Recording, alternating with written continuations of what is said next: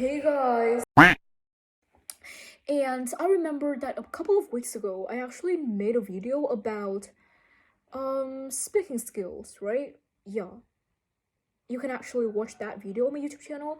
But in today, I'm gonna continue that series of me sharing with you guys some tips that I've applied in order to achieve an 8.0 in the IELTS academic band score. Because a lot of people like DMs me and ask me how can I achieve such a high band score. Actually, it's not that. I'm not really kind of like satisfied with that. So yeah, we're just gonna get into it.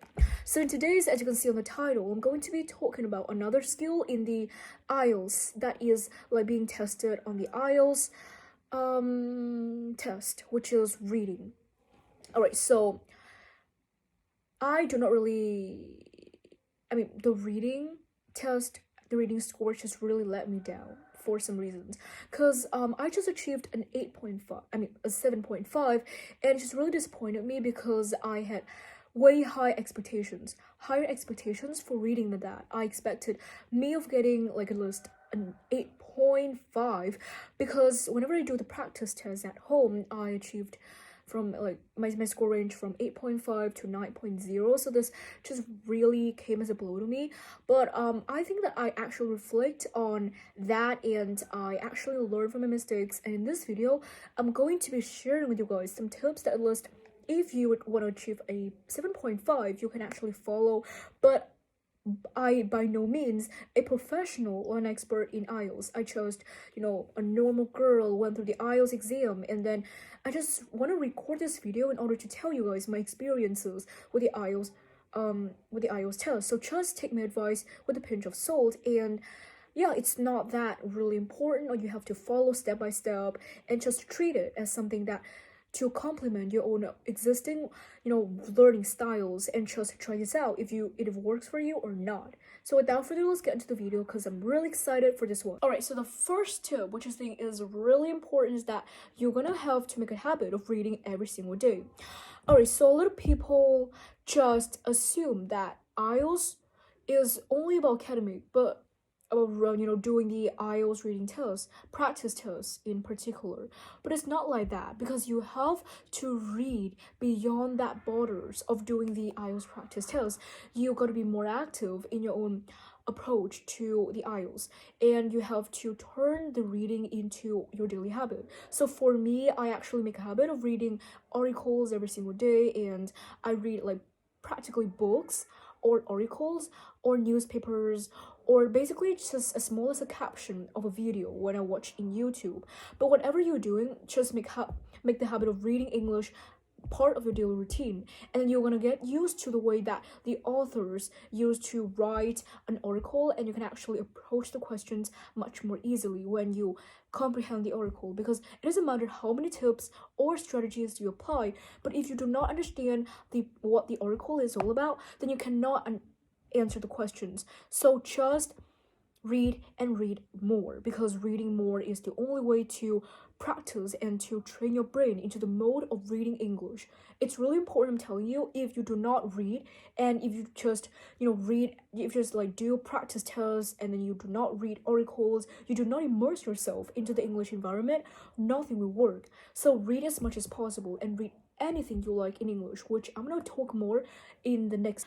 Alright, so once you make a habit of reading, the next one is that you have to identify what you want to read in English, because there's tons of materials out there that are available in English, and sometimes it can be overwhelming to read all of them. So you gotta actually take a further step, and then you have to reflect on yourself. You have to figure out what do you really want to read in English. So now you can actually relating to your interests or your passions. For example, I really love learning more about the environment, so I read a lot of articles, I really love articles and kind of like analysis articles about the environmental crisis, about climate change, about the phenomenon relating to climate or about the environment. So this can have two main benefits. The first one is that you can actually learn to comprehend and you get some daily exposures to English. And the second benefit, which I think is way more important than the first one,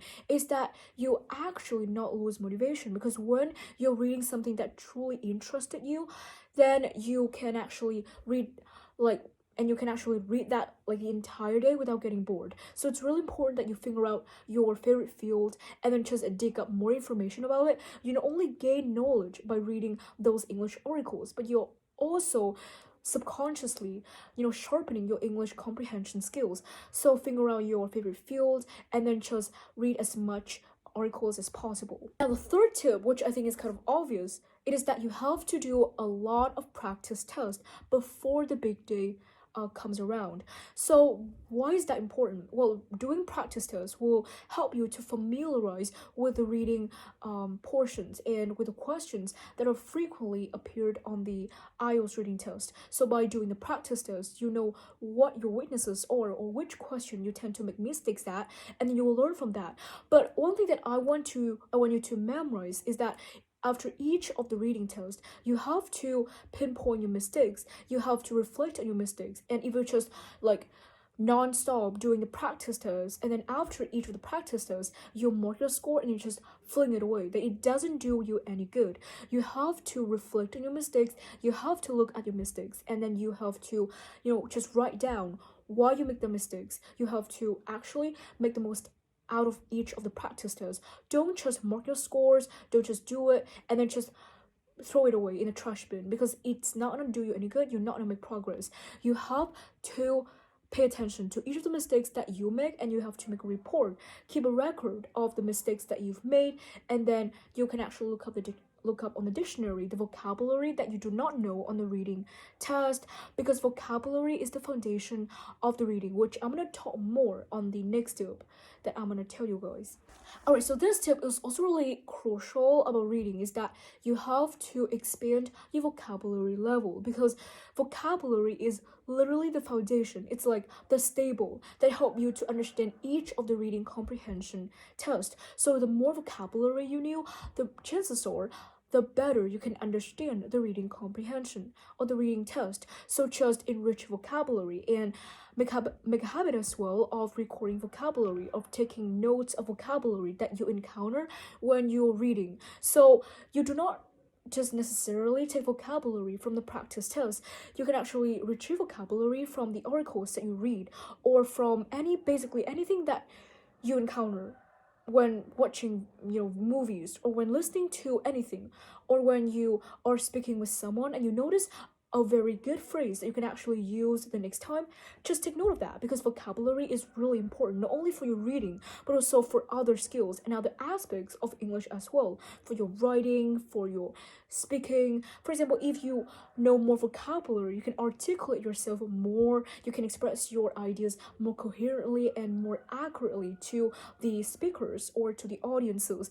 So yeah, just enrich vocabulary and just broaden that vocabulary level, and you'll see a huge difference the next time you read another article, because you can understand that more easily and more precisely. Alright, so that's pretty much every single tips I want to share with you guys in this video. Hopefully you find this useful, and I'll see you in the next video. Bye!